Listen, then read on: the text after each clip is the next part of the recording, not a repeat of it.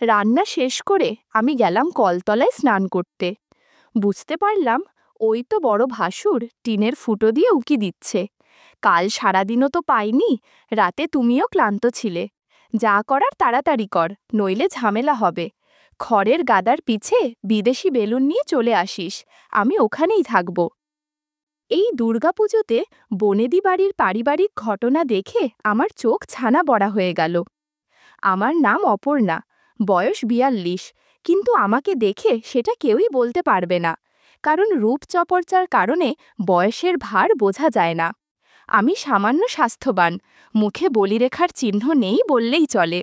লম্বা কালো চুল খোপা করে বাঁধি, পুজোর দিনগুলোতে আবার খোলা রেখে সাজি। আমার স্বামী শুভম কলেজে পড়ায়, ব্যস্ত মানুষ। ছেলে অনিকেত দিল্লিতে মেডিকেল পড়তে গেছে। ও এবছর পুজোয় আসতে পারবে না, তাই আমি একরকম একাই রয়েছি। আমাদের দক্ষিণ কলকাতার বনেদি বাড়ির দুর্গাপুজো মানে আলাদা ঐতিহ্য। চারচালা মন্দির, শোলার সাজ, ধুনুচির ধোঁয়া, ঢাকের বাজনা সব মিলিয়ে এলাহি আয়োজন। যে যেখানে থাকুক না কেন, আত্মীয়রা ছুটে আসে। আর আমি যেহেতু বাড়ির গৃহবধূ, তাই সব আয়োজনের ভার আমার ঘাড়েই। অবশ্য এবার একটু স্বস্তি আছে, কারণ আমার বড় যা কাবেরী আর ননদ নন্দিনী আগে থেকে এসে পড়েছে। ওরা এলে আমার একা হাতে চাপ কমে যায়। কাবেরীদির বয়স আমার চেয়ে ৩ বছরের বড়, কিন্তু তাকে দেখে বোঝা যায় না। ফর্সা, সামান্য উঁচু লম্বা, সবসময় লাল পাড় শাড়ি বা সাদা সুতির শাড়ি পরে ঘুরে বেড়ায়। ওর চোখ দুটো যেন সবসময় কারো দিকে খুঁজে বেড়ায়, অপলক, তীক্ষ্ণ। আমার সঙ্গে খুব খোলামেলা ব্যবহার করে, হাসি ঠাট্টায় মাতিয়ে রাখে। তবে আমি মাঝে মাঝে লক্ষ্য করেছি, পুজোর ভিড়ে অনেক সময় সে চুপচাপ গা ঢাকা দিয়ে থাকে।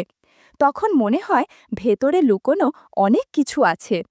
নন্দিনী হল শুভমের বোন, বয়স ৩৮, গায়ের রং একটু শ্যামলা হলেও মুখটা খুব ঝলমলে, একদম প্রাণখোলা হাসি, গলায় সোনার হার সবসময় ঝমঝম করে বাজে। তার স্বামী সুব্রত একেবারেই ভিন্ন মেজাজের মানুষ, গম্ভীর কিন্তু গল্প করতে ভালোবাসেন। নন্দিনীকে দেখে আমার মনে হয় তার ভেতরে যেন সবসময় একরকম অস্থিরতা কাজ করে। মাঝে মাঝে মনে হয় নিজের বাদেও কারো সাথে ঘনিষ্ঠ সম্পর্ক আছে।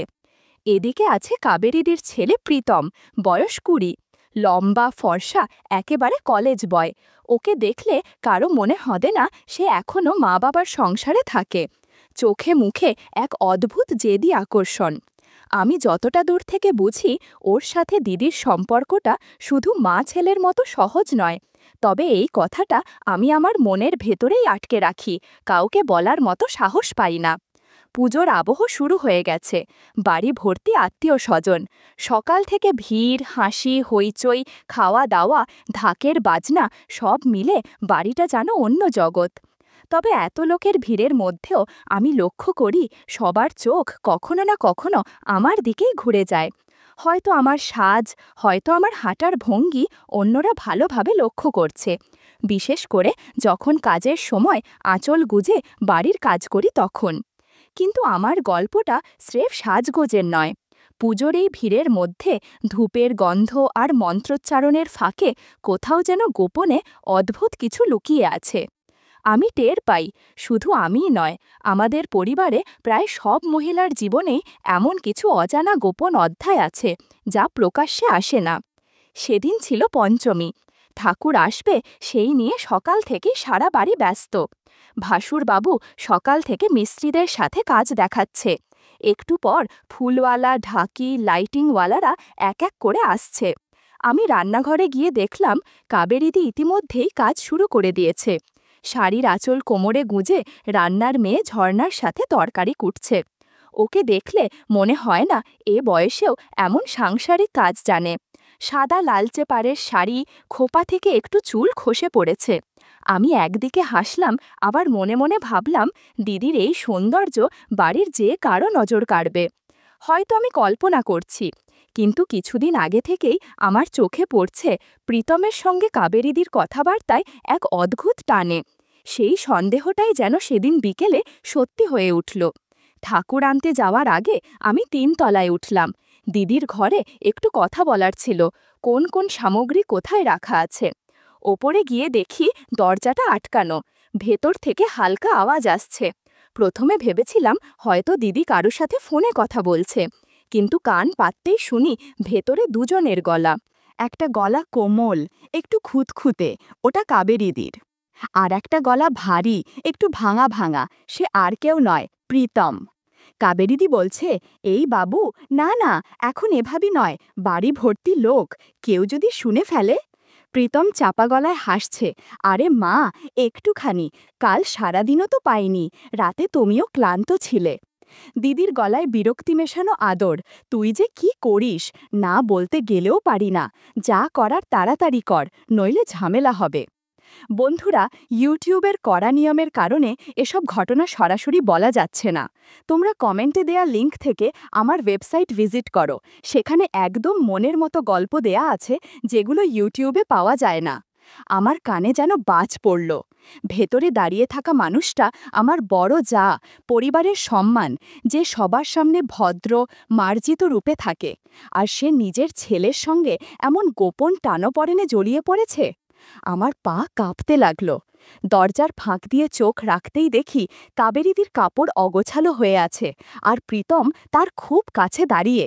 দৃশ্যটা এমন যে আমার চোখ ছানা বড়া হয়ে গেল।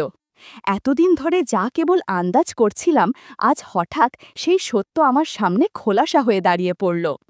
কিছুক্ষণের জন্য আমি ভেতরে ঢুকে চিৎকার করতে চেয়েছিলাম, কিন্তু পুজোর বাড়ি, লোক ভর্তি, এরকম করলে কেলেঙ্কারি হবে, যে কারো মুখ দেখানো যাবে না। আমি সিঁড়ি বেয়ে নেমে এলাম, বুকের ভেতর ধূপধাপ করছে, কারো সাথে কথা বলতে পারছিলাম না। চোখের সামনে শুধু ভেসে উঠছিল কাবেরীদির চোখের চাহনি আর প্রীতমের জেদি হাসি, তার অদ্ভুত হালকা চেঁচামেচির শব্দ।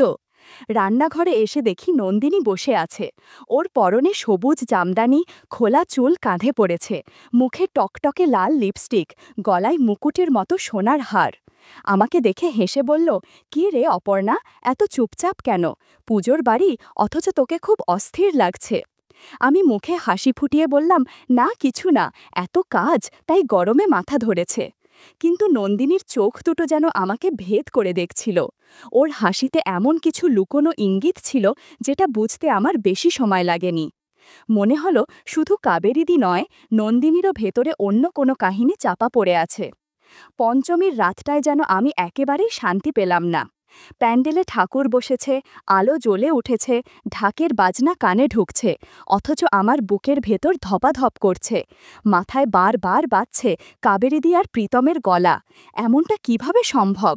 দিনের বেলায় সবার সামনে পরিপূর্ণ ভদ্র মহিলা, গৃহস্থ বাড়ির কর্ত্রী, অথচ দরজা বন্ধ করলেই একেবারে অন্য মানুষ। সকালে ঘুম ভাঙতেই দেখি বারান্দায় দাঁড়িয়ে কাবেরীদি কফি খাচ্ছে। হাওয়ায় ওর চুল এলোমেলো, সাদা কটন শাড়ি আর টাইট ব্লাউজ পরেছে, যেটার হুক নড়বড়ে হয়ে আছে। আমি সাহস করে এগিয়ে গেলাম, বললাম, দিদি, এত সকালে দাঁড়িয়ে কি ভাবছ? কাবেরীদি মুচকি হেসে বলল, ভাবছি পুজোর দিনগুলো কেমন যেন অন্য রকম। বাইরে সবাই আনন্দে, ভেতরে যেন কেউ কেউ খুঁজে বেড়ায় নিজের মতো করে বাঁচার জায়গা। ওর চোখ দুটোতে তখন এক অদ্ভুত ঝিলিক, মনে হচ্ছিল যেন আমাকে ইশারা করে বলছে, তুই তো কাল শুনেছিস। আমি ঘাড় নামিয়ে বললাম, হ্যাঁ ঠিকই বলছো, বাইরে যা দেখি ভেতরে সবসময় সেটা থাকে না। কাবেরীদি হঠাৎ আমার হাত ছুঁয়ে দিল, বলল, অপর্ণা, তোকে একদিন কিছু বলবো, তবে এখন না। আমি চুপ করে গেলাম, কিন্তু বুকের ভেতর অস্থিরতা বেড়ে গেল। ওদিকে নন্দিনী তখন উঠোনে বসে পাঁপড় ভাজছে। ওর হাসি আর খুনসুটি দেখে কারও বোঝার উপায় নেই যে ভেতরে কি চলছে। আমি লক্ষ্য করলাম সুব্রতর সাথে কথায় কথায় ও বারবার চোখ নামিয়ে ফেলছে, যেন কোনো না বলা কথা আছে। দুপুরে ভাসুরবাবুর সাথে আমার দেখা হলো। আমার মনে হচ্ছিল তিনি সব জানেন। কাবেরীদি আর প্রীতমের গোপন সম্পর্কটা হয়তো তার চোখ এড়িয়ে যায়নি, অথচ চুপ করে আছেন, বনেদি বাড়ির সম্মান রক্ষা করছেন। সন্ধেবেলায় আমি আবার ৩ তলায় উঠলাম। ইচ্ছে করছিল কাবেরীদির সাথে একেবারে খোলাখুলি কথা বলতে। দরজায় দাঁড়াতেই দেখি দিদি আয়নার সামনে বসে সেজে উঠছে। পরনে রক্তলাল শাড়ি, গলায় সোনার মালা, ঠোঁটে টকটকে লিপস্টিক। ওকে দেখে আমার চোখ আটকে গেল। আমি ধীরে বললাম, দিদি, তোমাকে একটা কথা জিজ্ঞেস করব? কাবেরীদি আয়না থেকে চোখ না সরিয়েই হেসে বলল, জিজ্ঞেস কর। আমি কাপা গলায় বললাম, তুমু আর প্রীতম, মানে তোমাদের মধ্যে যা চলছে সেটা কি ঠিক? ও হঠাৎ থেমে গেল, তারপর আমার দিকে ঘুরে তাকালো। চোখ দুটোতে একেবারে শীতল অথচ টান টান দৃষ্টি। বলল, অপর্ণা, সব কিছুই কি ঠিক ভুল দিয়ে মাপা যায়? কখনো কখনো যা হয় তা হয়েই যায়। তুই যদি আমার জায়গায় থাকতিস বুঝতে পারতিস। আমার বুক কেঁপে উঠল। আমি একটুও প্রত্যাশা করিনি যে দিদি এত সহজে স্বীকার করবে। ঠিক তখনই নিচ থেকে নন্দিনীর ডাক এলো, অপর্ণা, কোথায় গেলি? আর কতক্ষণ লাগবে? আমি তড়িঘড়ি করে বললাম, আসছি রে। আঁচলটা কোমরে গুজে নেমে গেলাম নিচে। রান্নাঘরে ঢুকতেই দেখি নন্দিনী হাঁড়ি চাপিয়েছে, একদিকে ভাত বসাচ্ছে, অন্যদিকে কাজের বউ ঝর্ণা ঝোলের মশলা বাটছে। আমি গিয়ে হাত লাগালাম, পেঁয়াজ কেটে দিলাম, আলু ধুয়ে দিলাম। ভ্যাপসা গরমে ঘাম ঝরছিল, চুলগুলো গালের পাশে এসে পড়েছিল। মন দিয়ে কাজ করতে করতে হঠাৎ খেয়াল করলাম রান্নাঘরের জানালা দিয়ে বাইরে প্যান্ডেলের আলো এসে পড়ছে, আর ওখান থেকে বড় ভাসুর অরিন্দমের চোখ সরছে না আমার দিক থেকে। মাঝে মাঝে মনে হচ্ছিল যেন শুধু আমার সৌন্দর্য আর চালচলন তাকে বিমোহিত করেছে। আমি ঝুঁকে হাঁড়ি ভাত দেখছিলাম, তখনও আমার দিকে তাকিয়ে আছে। তার চোখে অনেক না বলা কথা ভেসে উঠছিল। আমার কেমন যেন অস্বস্তি হচ্ছিল, আবার ভালোও লাগছিল। এসব কিছু নন্দিনী টেরই পেল না। রান্না শেষ করে আমি গেলাম কলতলায় স্নান করতে। কলতলা বাড়ির পূর্ব দিকটায়, চারপাশে টিনের বেড়া দিয়ে আটকানো। ভেতরে ঢুকে কলের মুখটা চালু করলাম। বালতি ভরতে ভরতে চুল কেটে নিলাম। পুজোর মৌসুম বলে কথা, একটু পরিপাটি না হলে হয় নাকি? বন্ধুরা, তোমরা বুঝেছ তো কি বুঝিয়েছি? যাই হোক, বালতি ভরার পর কলের মুখ বন্ধ করতে যাব, হঠাৎ মনে হলো কারো দৃষ্টি যেন আমার মাঝে আটকে আছে।